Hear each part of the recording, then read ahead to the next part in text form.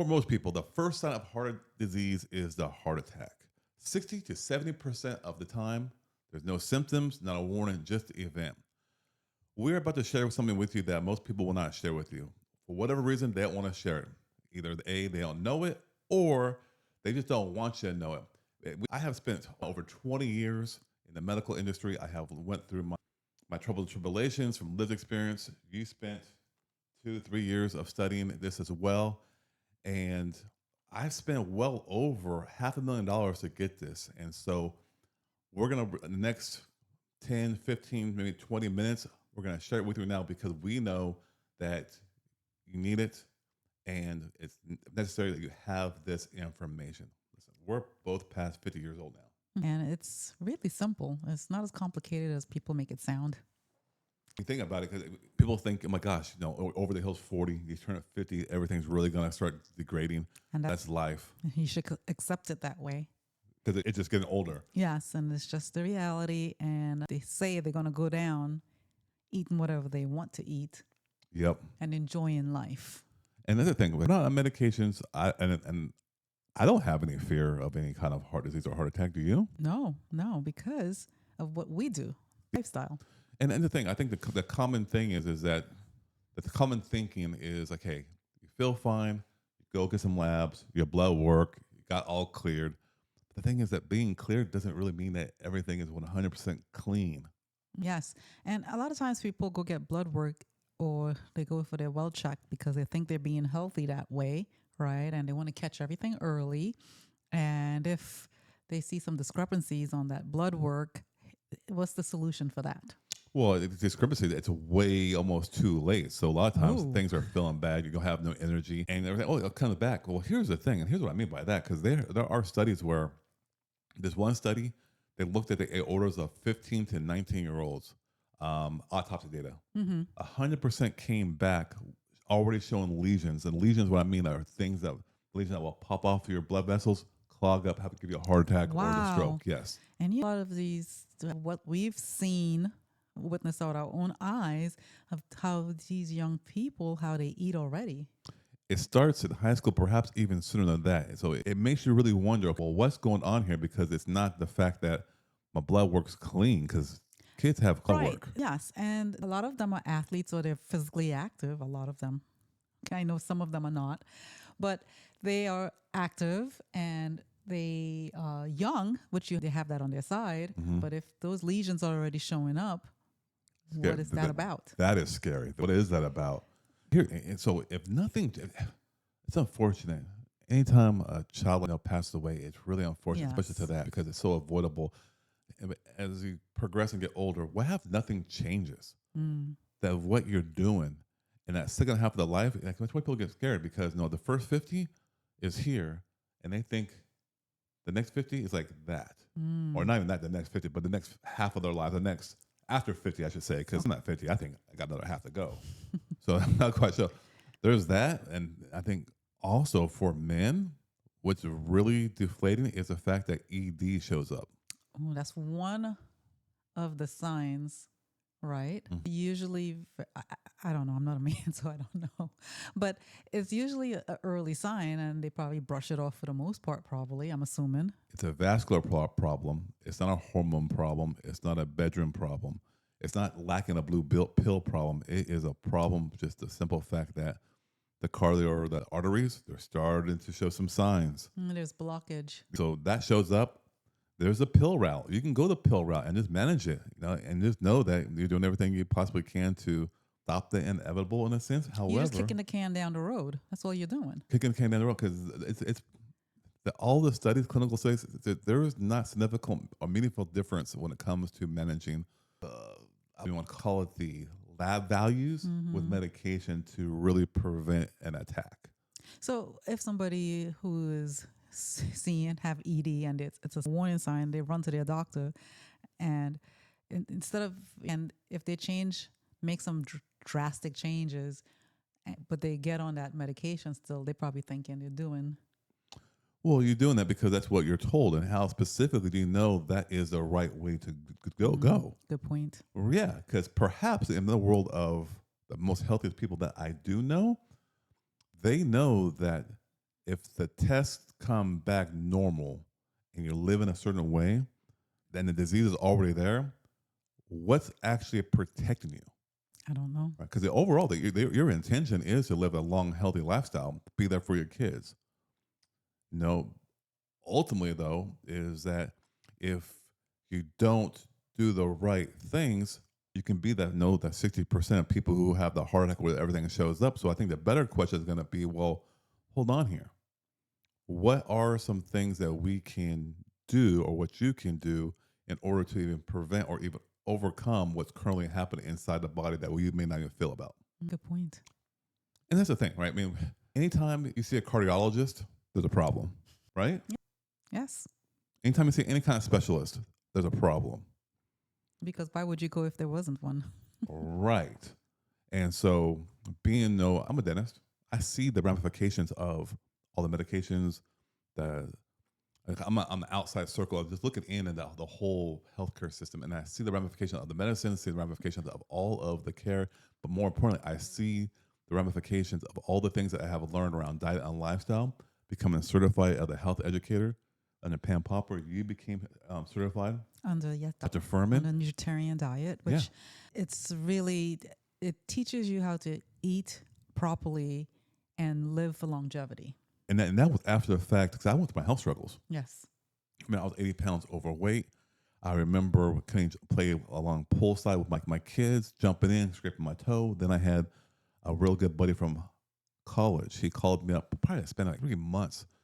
And when I talked to him, he told me that his older brother passed away from heart attacks. Wow. And they were considered healthy. Because they jogged Yep. outside. Who knows what they were eating and drinking, right? So, I mean, I always hear that too. People always say, they were so healthy.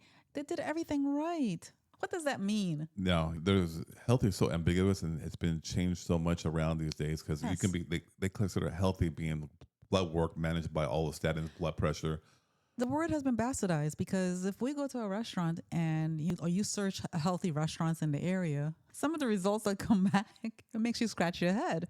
You go to a restaurant and you look for the most healthiest thing on the menu, and they'll have like a little green leaf next to it to indicate that it's healthy or something to that nature. But when you get it back and you look at it, it's oily. Yep. Right?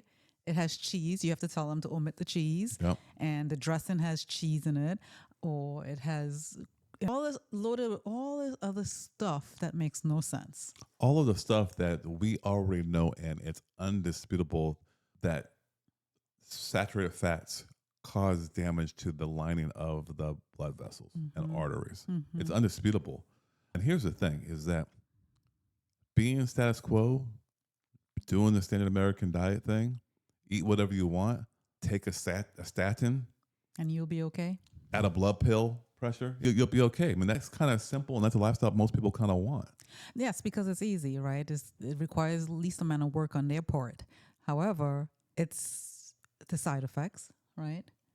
And you're kicking the can down the road of the inevitable, right? And who's to know what else it's going to be, other areas of your physical body it's affecting other than the heart. No, and here's a serious thing is that as drugs are prescribed, the downside effects are never truly communicated. For instance, a statin drug, right? You got to treat, well, in 1994, you treat 40 people, you'll get some kind of beneficial impact. That person will get some impact. Right? But that's lower issues now. I mean, less people.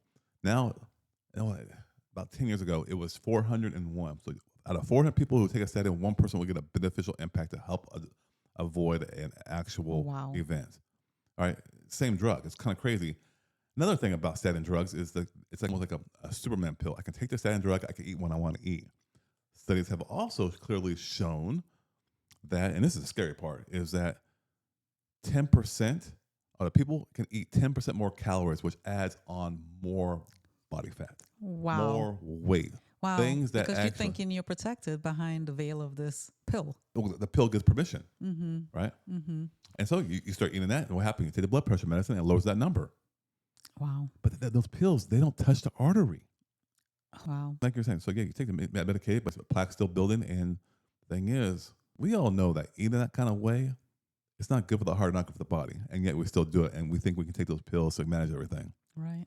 I remember it was 2001. I was in Seattle, and I was, man, living hard, partying hard and hard. And I saw some commercial and said, "Hey, you're eating all this food. It was looking all good. Take this pill. You can eat whatever you want." The exact same thing happened to me. Oh, I can take the pill, eat whatever I want. And that was the worst thing I could ever thought. Oh, wow. But let's talk about what the solution truly is. Because the research, it's clear as night and day. And it's simply this, is that heart disease can be prevented and you can overcome it with diet and lifestyle. Oh, yes, Right. absolutely. I know you believe health starts in the kitchen. What does, I hate the word diet, but let's just say proper nutrition. What does proper nutrition look like? And how can we embed it into a lifestyle that prolongs life without any kind of fear or worry, have to manage any kind of disease? Well, first, it's a whole food, plant-based diet, and that includes oil-free and dairy-free. Now, some people are saying, well, that's taste-free, right? And it is not taste-free because your taste buds have been altered so much by all the chemicals and used to the richness of those foods that you don't remember what healthy food tastes like, right? What natural food tastes like. And people have moved away so far from that they figure they need cheese or some type of sauce or oil to make something taste good. And that's not the case, right? And it's not really a restriction either. It's a lifestyle that you live and you become used to it. And once you start to feel good and you feel that confidence of not having to worry about if your medication is going to fail you because you're not on any medications, because you're eating properly and fueling your body correctly, you could live more confidently, right? And then another thing is, on top of that, is to move daily, right? Yeah. And we're not saying you have to go do an Ironman race or go to CrossFit. Not that there's anything wrong with CrossFit, but every person is different. So as long as you're moving daily and getting sleep, you will have those are the keys to a good life, in my opinion. Let me go back to the whole nutritional aspect. I think this may be the most important thing we're going to say in this whole entire episode. Talking about oils and all that kind of stuff is simply that no oils. Just if you're going down that route, just do no oils. Right. Eventually, you may get to a point where, hey, I'm good. A little bit of oils won't hurt, but when it's constantly oil in everything you eat, from the processed foods, from the going out to eat, it's everywhere. You gotta stay that, because if you don't do that, that's when things start to go down south, and that can begin a little the unlucky streaks of what can happen. And you have to read the labels, especially a lot of processed foods. If you eat a lot of processed foods because you don't have time to cook, there's hidden oils in so many things. There's hidden oils in dried cranberries, right? And you're thinking, oh, I'm putting that on my salad and that's healthy, right? For nice flavor. Mm-hmm. No, it has oils in it, right? It's those type of things you have to watch out for, in addition to when you give up frying your food in oils. So those are simple little things you can do. Right nutrition, sleep, and move. It all come together. Here's one thing I think that people do not put together, because when you start going on those pills, you start realizing, hold on, I got to manage this. Maybe I'm protected. I'm Superman. But then just one simple conversation with your doctor would say, hey, look, you got to start doing this, because otherwise, we're talking about heart disease, heart attacks, bad things can happen. Once you hear that, you think, it happened to me? You start getting these little thoughts in your head, the negative thoughts, which increases stress. Or you already know you're going downhill. Family around you had issues. And so you already have that unspoken stress in your body from the fact that you don't want it to happen to you. Right. And so that lifestyle leads to that stress. Whereas as we're living and how we change to our living, I have zero stress when it comes to any kind of heart issue. I don't check my blood. No. I feel like we feel so good. We have energy. And those are the things that we go based on. If something was wrong, obviously we'll go get it checked out. I don't feel any issues. Because we eat so clean, and so much so that I don't even want to eat out anymore, because everything that's quote unquote healthy, in my opinion, is not healthy. The thing is, it's not like we're invincible. No.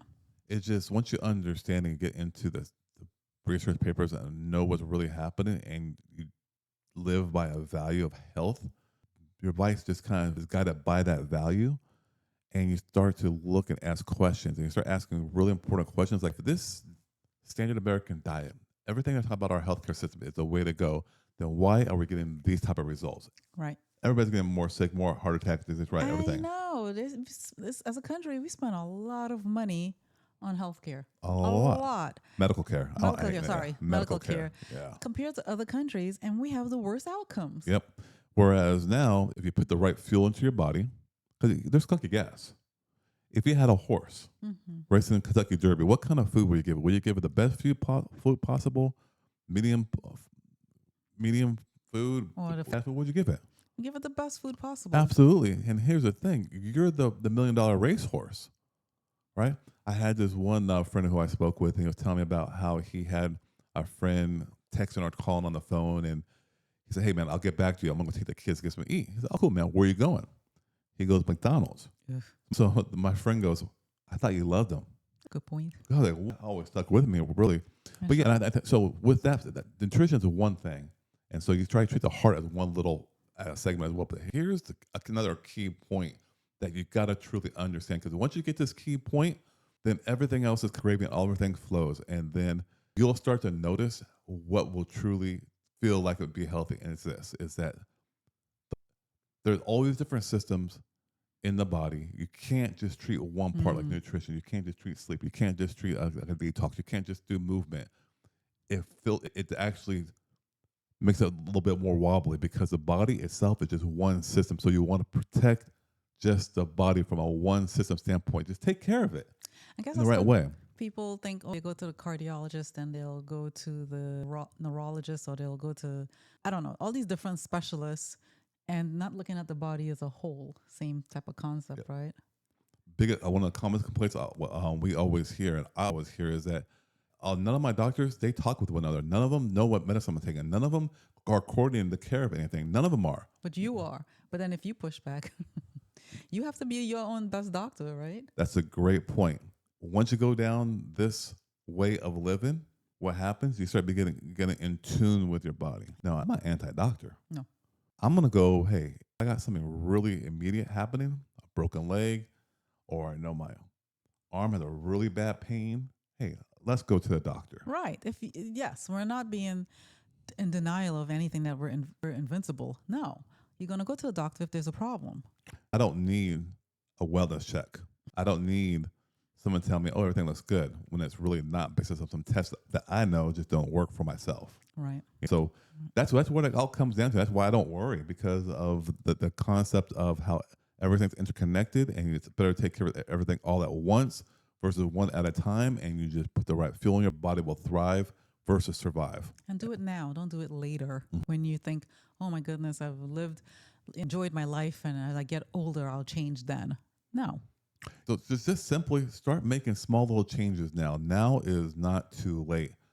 If you have concerns about any medications, speak with your doctor about it. Talk with your doctor and see what makes sense for you. However, if you really want to start making some impact changes, talk with a reputable health coach, not necessarily a nutritionist, I would say, because they're still, it's not betted all in 100% research, but someone who understands what diet and lifestyle truly means, because at the end of the day, it's not for everybody. All right. However, if you're fed up or was fed up with just not feeling right, and no one's going to say, man, here I am, I'm a doctor and I'm supposed to know what healthy is, and I'm going through it all, come on.